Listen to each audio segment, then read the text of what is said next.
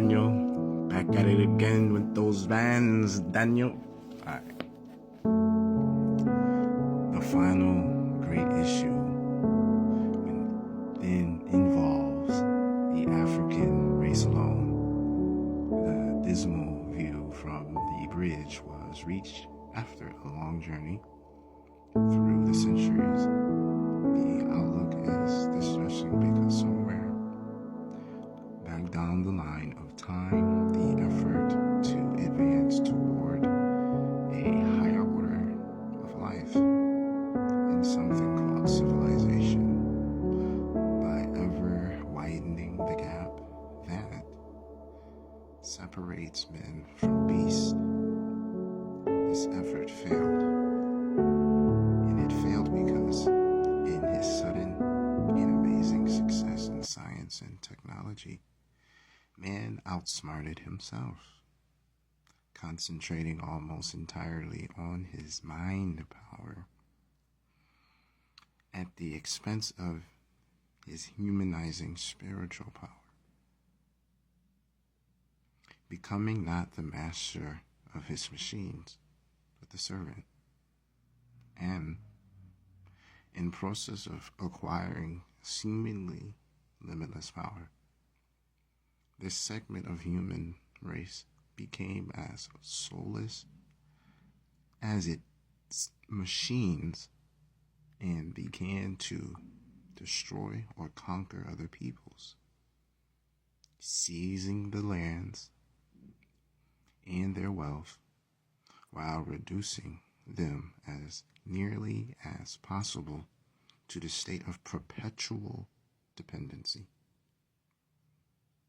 In this, the black people of the world still find themselves in the worst situation of all. The question of today now is, what are the black people themselves going to do? That's deep. We find ourselves in a never-ending dependency. That's a lot. Those who make a profession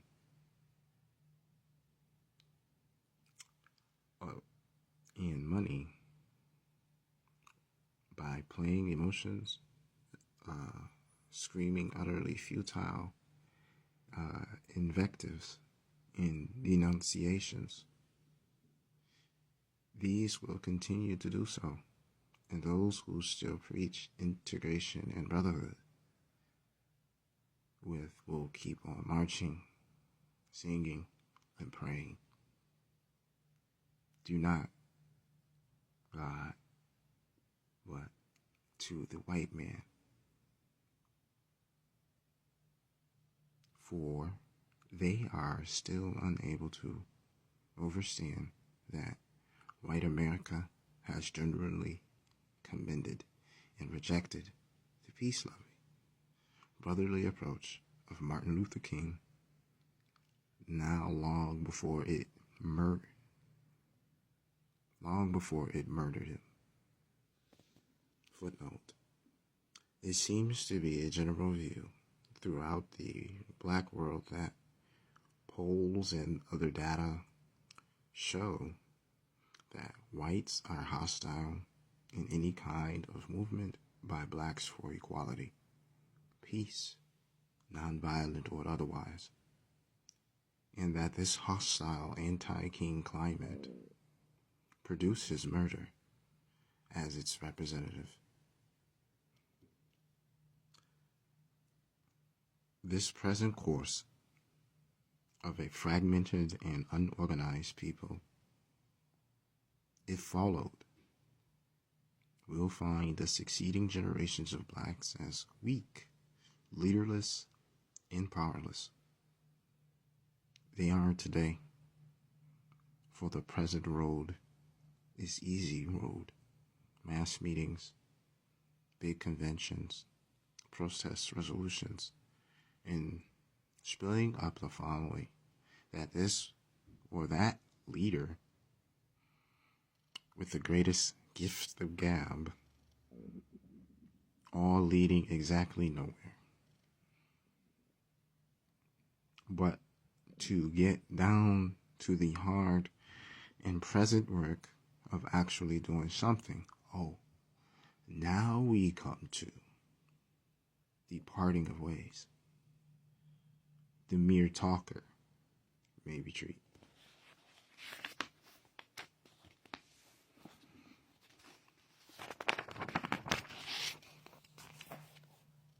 All talk about Black Power is empty until we begin to make Black Power a reality in the only way it can be done.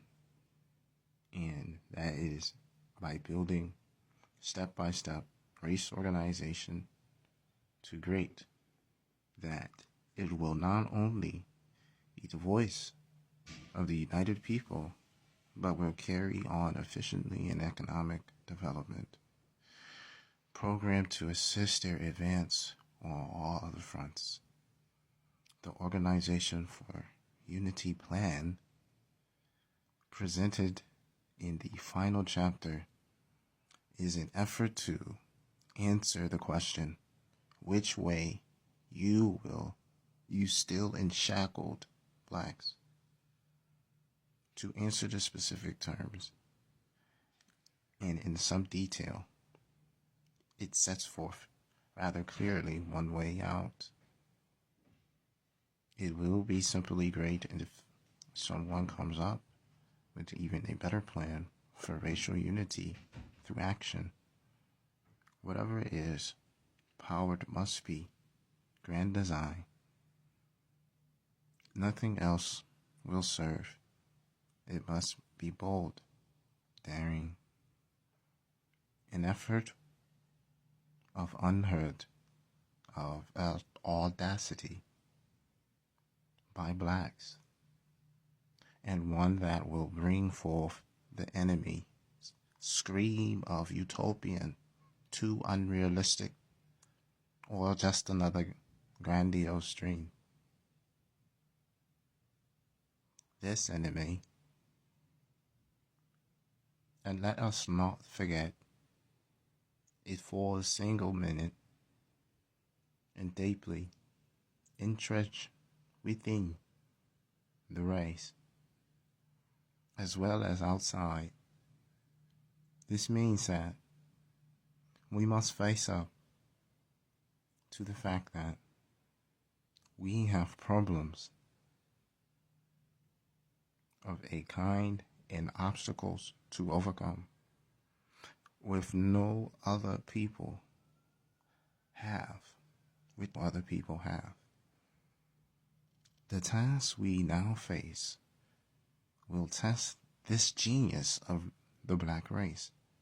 The blacks in the United States are in the best position as a lead-off example for the rest of the African race, for some movement would further change the course of history, inspire black youth everywhere, along with their elders, with a new vision, a sense of direction, and the kind of outlook that gives meaning to study as the source of inventions and new discoveries.